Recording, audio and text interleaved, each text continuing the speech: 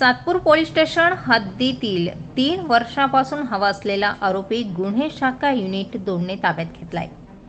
Police आयुक्त Sandeep Karnik, police उपायुक्त गुन्हे शाखा प्रशांत बच्छाव, सहाय्यक पोलीस आयुक्त संदीप मिटके, नाशिक शहर यांनी नाशिक शहरातील हवे असलेले फरार आरोपी यांचा शोध घेऊन कारवाई करण्याच्या सूचना केल्या.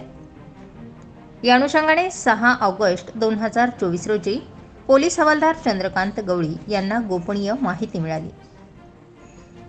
सातपूर पोलीस स्टेशन कडील गुन्हा रजिस्टर नंबर 46/2021 भारतीय दंडविधान कलम 326, 143, 147, 149 वगैरे दाखल गुन्ह्यातील हवा असलेला आरोपी निलेश मदन गर्दे, वय वर्ष 24, शामव्हिला अपार्टमेंट, फ्लॅट नंबर 52, वृंदावन नगर, जत्रा हॉटेल जवळ, अडगाव शिवार, नाशिक हा कोणार्क नगर, अडगाव, नाशिक येथे वावरत असल्याची माहिती मिळाली.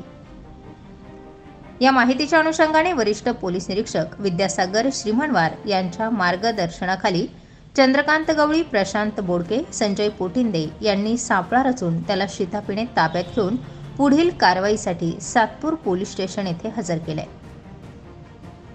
सदरची कारवाई वरिष्ठ पोलीस निरीक्षक विद्यासागर श्रीमनवार यांच्या मार्गदर्शनाखाली पोलीस उपनिरीक्षक अजय पगारे, चंद्रकांत गवळी, नंदकुमार नांदुर्डीकर, प्रकाश बोडके, वाल्मिक चव्हाण, प्रवीण वानखेडे, संजय पोटिंदे यांनी पार पाडली.